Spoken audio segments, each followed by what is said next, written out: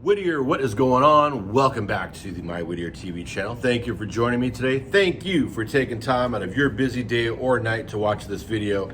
I really appreciate it. Now, we got a great show planned for you today, but before we get into that, make sure and subscribe to the channel. Yeah, subscribe to the channel. It really helps me continue to do what I love to do, and that is to make videos for you, the Whittier local.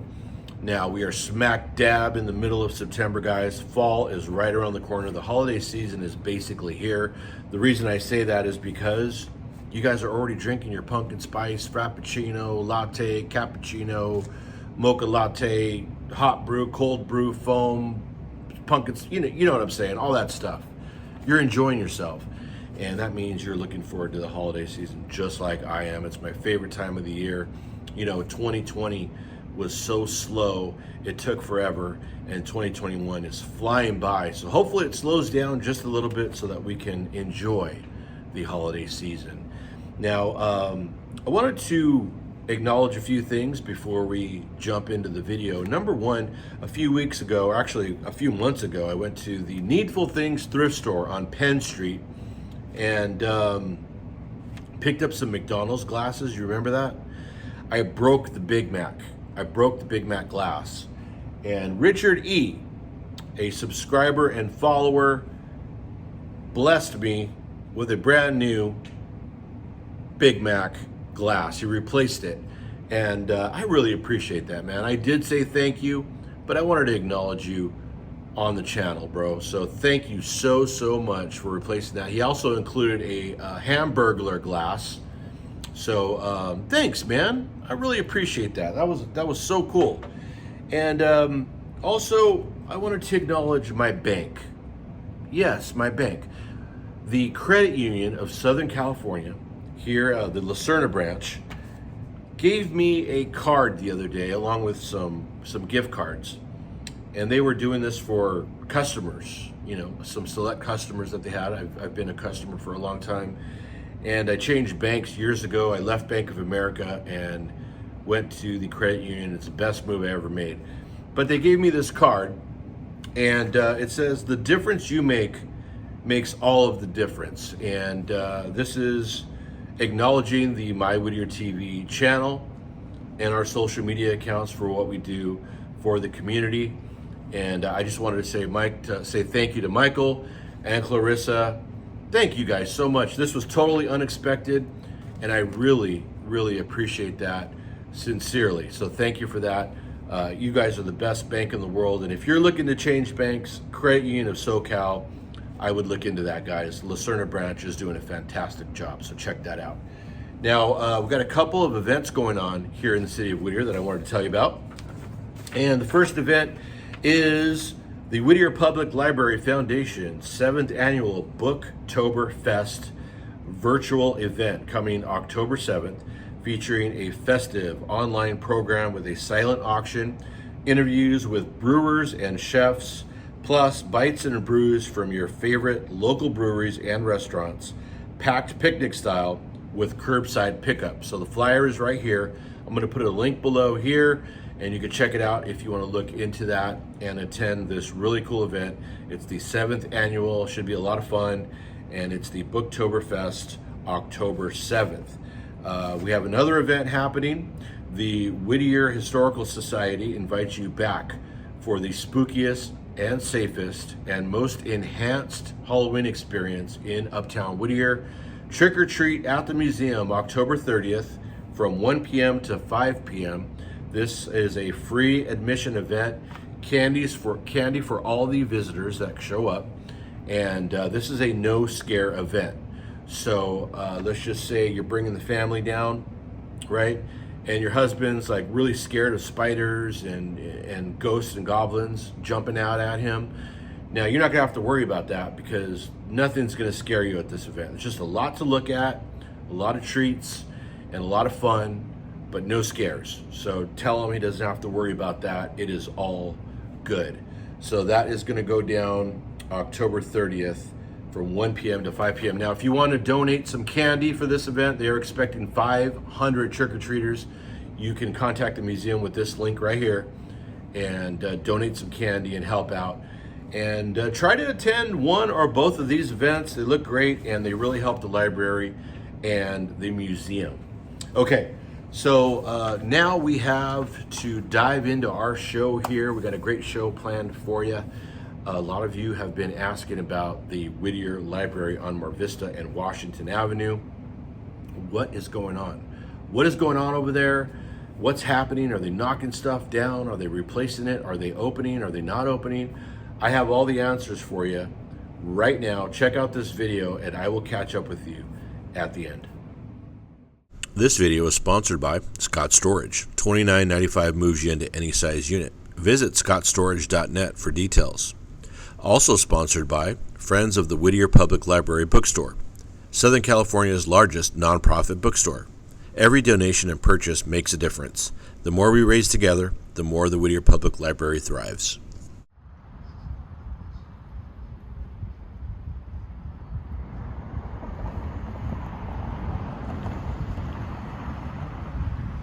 Whittier, what is going on? It is a beautiful day here in the neighborhood, and I am here on Mar Vista and Washington Avenue here in Whittier, California.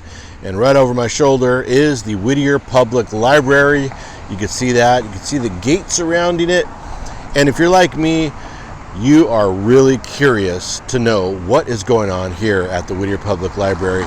We know that there is some renovations going on, and we don't know exactly how extensive those renovations are. We do see that the beautiful mid-century modern brickwork is still intact. Hopefully that stays just the way it is, but there's a lot of work going on in the back, and a lot of you ask, when is it opening? What is going on? What is happening with the Whittier Library? So I thought, you know what, let's go poke around and see if we can get some answers to your questions. Let's go check it out. The Whittier Library opened its doors June 1st, 1959, and since then, many of you have been visiting the Whittier Library over the years, and it is it's like an old friend. It has always been there, and it is just a great place to visit. And I took these pictures a few years back. I'm so glad that I did. And it's time for the Whittier Library to be refurbished. The gates line the outside area, kind of like a Disneyland attraction.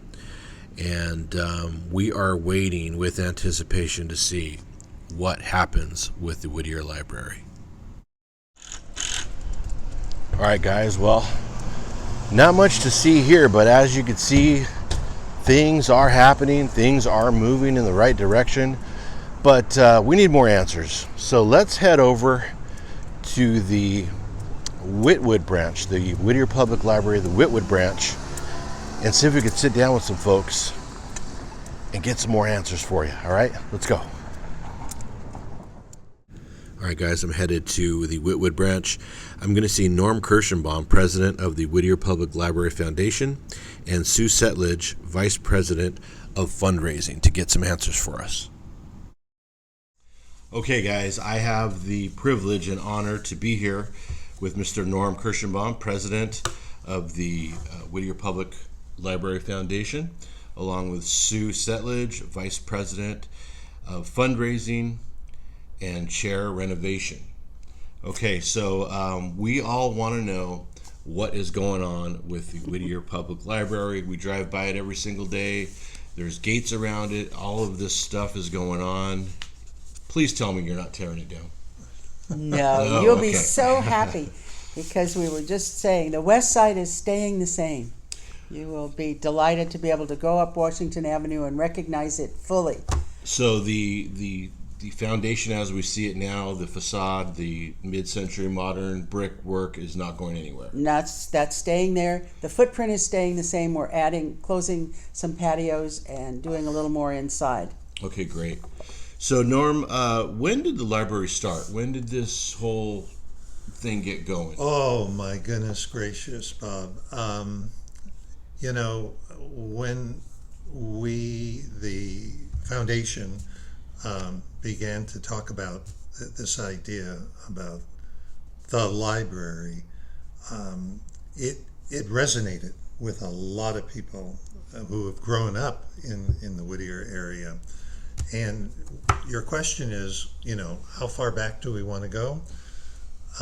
Well, let me just acknowledge that we went back a long ways to the turn of the century, actually, in 1900.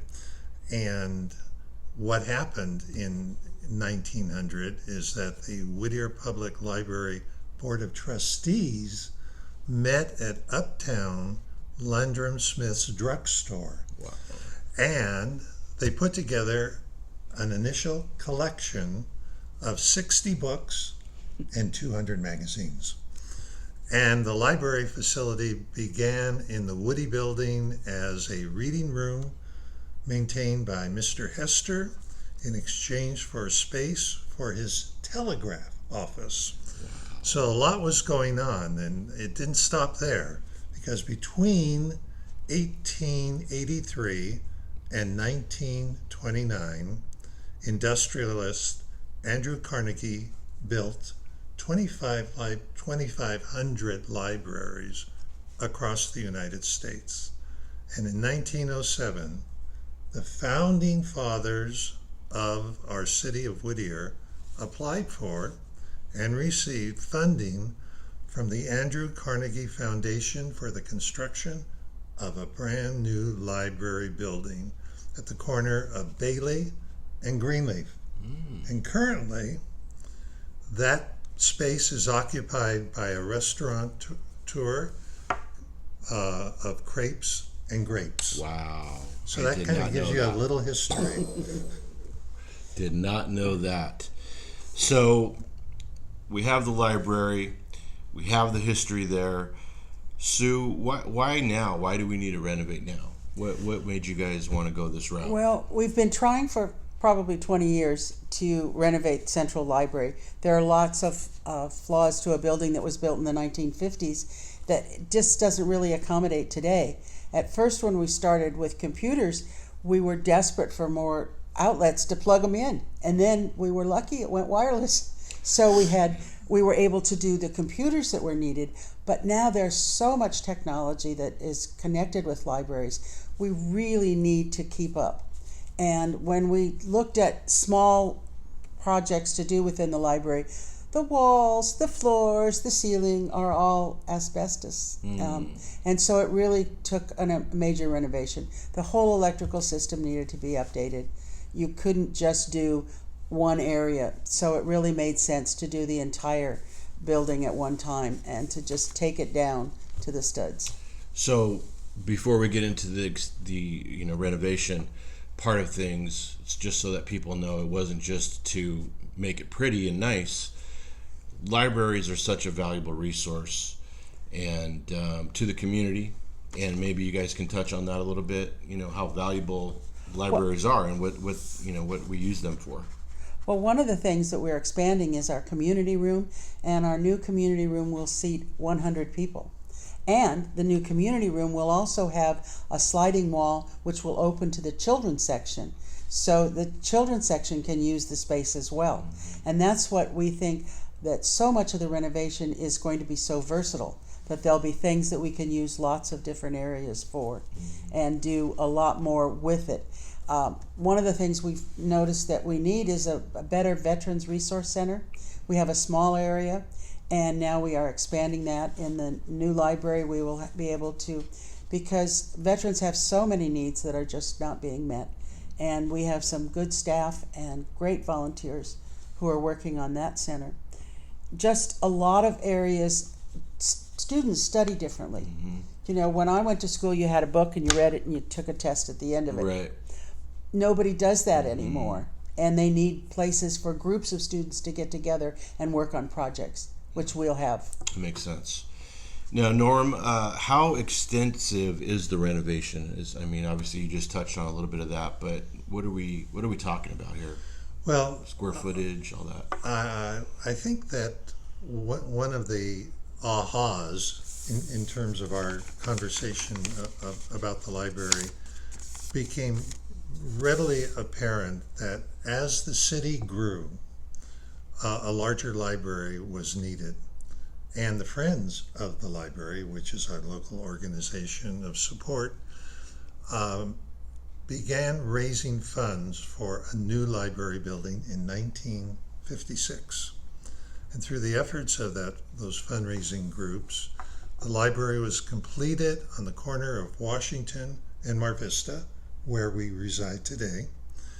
And in 1959, the city grew from 35,000 residents to over 85,000 residents, and over 400,000 library visitors come to our library each year. So over the years, our aging central library has needed restoration and renovation while continuing to faithfully serve our community. And in 1968, Whittier's library services were further expanded with the new construction of the Whittwood branch, where we're at now, where we are as we sit on Santa Gertrudes, which was later enlarged in 2012. We now enjoy a refurbished city hall in our city and a state-of-the-art police station, and we have generated a $17 million of overdue library renovations, which is now about to change Whittier's future. Wow, that is fantastic. Just got a little goosebumpy here. So, how did you raise the funds for this? This is a large project. This is sounds expensive. We started it. The city is doing all the exterior and all the basic tables, shelving kinds of things. We are looking to do all the extras that make it a really outstanding library, to have really comfortable chairs for people to come and sit and read and to do the work they need to do, or banks of computers so that people looking for jobs can use the computers. We are doing the interior, and really the foundation was formed 21 years ago to help with the renovation costs, to raise the kind of money and to write grants for it. We have written several grants, and we've been really lucky in getting, and we're keeping our fingers crossed for a large grant that Linda Sanchez has spearheaded for us, that we are looking forward to getting that one. Right. We've done really well with those kind of things. But as of last January, we started on this renovation campaign. And in January, when the city was tearing out the insides, we had Sign the Beam party, and people could come, and we did it individually, so everybody was COVID safe, and they could come in and sign their names, so that when people will come back to the library, they'll know that behind that wall is a pillar with their name on it. That is great. That's really cool. And we did really well with that one. And we've had a couple of other. We've had What's Cooking at the Library, a chef series, and we've had an author series, and we had a matching funds campaign. So we've done several things along the way till get us to now. So the city baked a cake, and you guys are decorating it now, basically. You're going to make it look pretty and nice. Yes. You right? got it. Yes. Now, Norm, where are we in the renovation? Like, how's it going right now? Our Director of Library Services, Peimani Masuda, is working very closely with the leadership of our city in terms of what we need to do and how do we need to get there. And I'm reminded of a conversation we had not too very long ago, where a family who had children in the school system here in Whittier came to our parking lot in the evening time to use the Wi-Fi because they didn't have access in their homes, only to find out this is not an isolated incident, that we have families who don't have access to Wi-Fi, and some have found their way to the parking lot of the library, and the Wi-Fi is operative there until, I want to say, 10 o'clock in the evening before they close shop for the next day. So it's an aha moment when people think that kids today all have access to Wi-Fi, and it just isn't so. Yeah. or even computers in their homes. So that's what. Yeah, computers. That's what I was touching on. Just another valuable resource that we take for granted. To have a library with all of that. It's really important for the community. Yes. And we have great support from Whittier High School and Whittier and school district people, because they know that we will be available for their students to use. Mm-hmm. So they're very supportive of our projects. It means better grades and better community and everything across the board. Yeah. So how far are we out on this project? I mean, are we looking at We're years? looking at spring. Oh, no, spring. Oh, really? Yeah. If you drive by, the big pile of dirt is settling Starting to down. go down a little bit. If that's like one of those thermometers, you could say that it's the hourglass. You can't see right through anymore to Washington Avenue. And I think that you can see some of the structures that are being reinforced, and that's another issue that we needed to do. But we're looking at spring. Wow. And, Paimani has worked with this construction company before. They did the Whittwood here, and she has a great skill. She, when working with them, and spends a lot of time keeping that together. But, the Whittwood is open, and we have the depot is open. So there are places that people can still get materials from the library and still use our resources, even though the central building is not there. So that's important. Let's go through that one more time. So the library's closed. They can still get resources where? Here at the Whitwood branch. Obviously here at the Okay, and at the depot on Greenleaf. Okay. That's one of our outposts now, and you can check out books and you can have them brought out to your car. Oh, that's great. That's fantastic. I might also add that we have had such wonderful response from the community. The people wanted to know, how can we help? Right. How can we provide?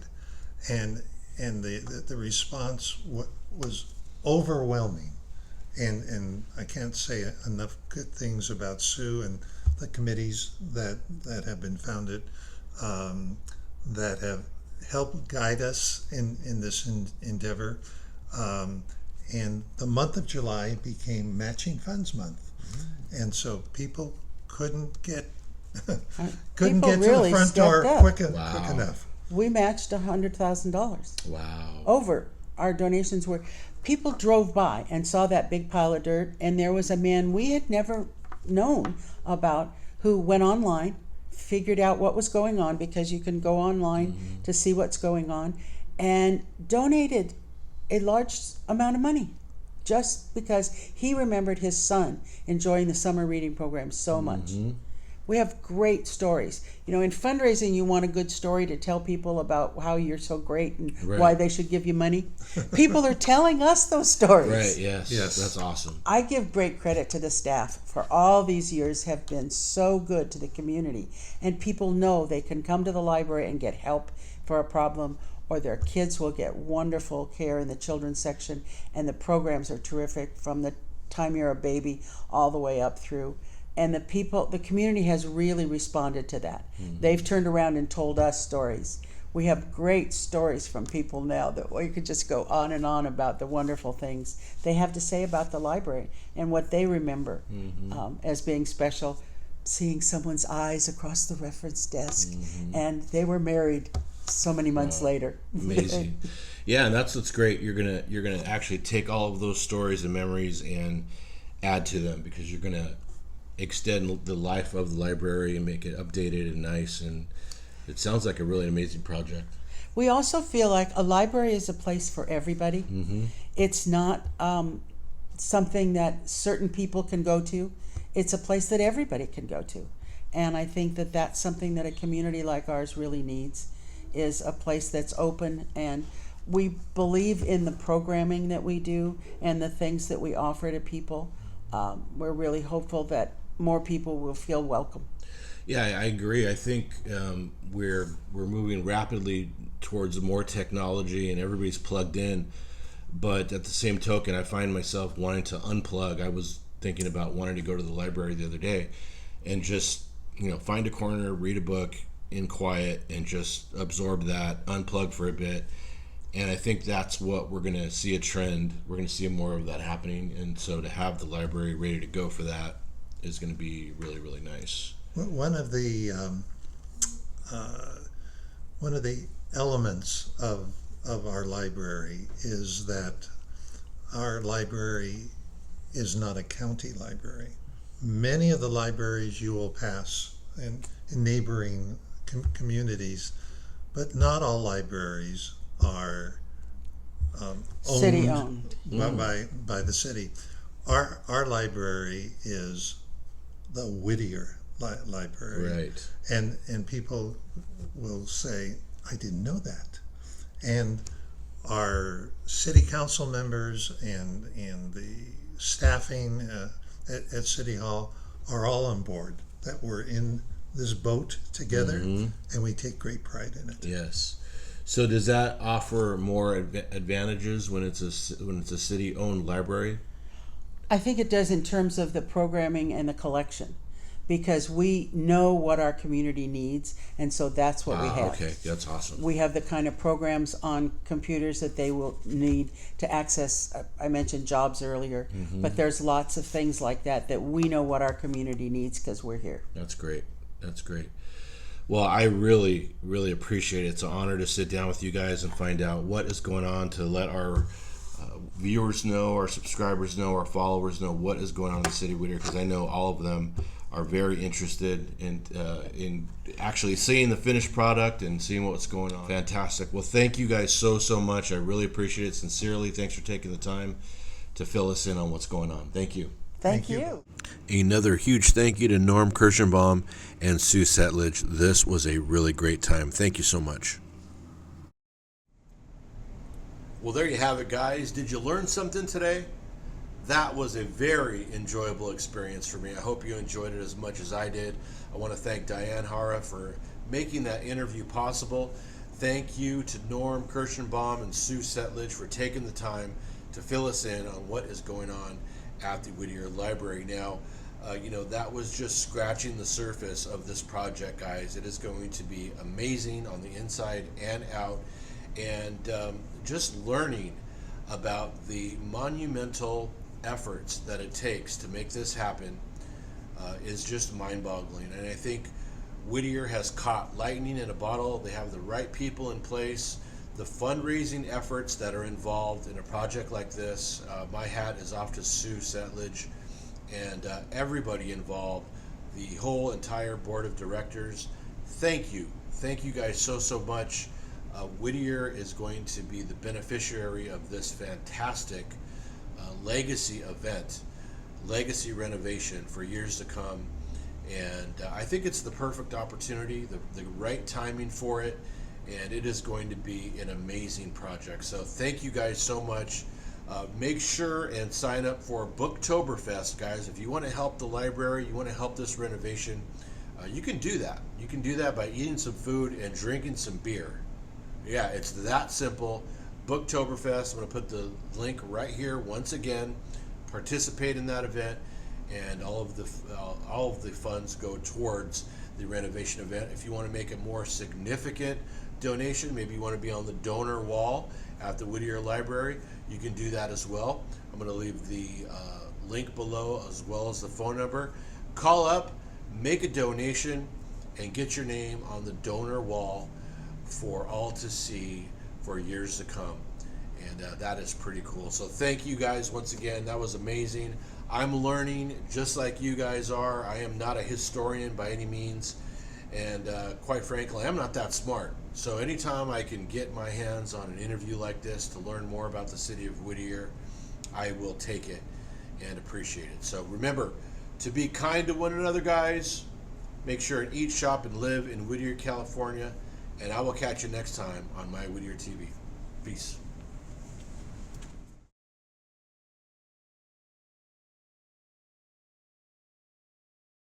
Hey Whittier, thank you so much for tuning in. Make sure and subscribe to the channel. And if you have time, watch another video. We'll catch you next time.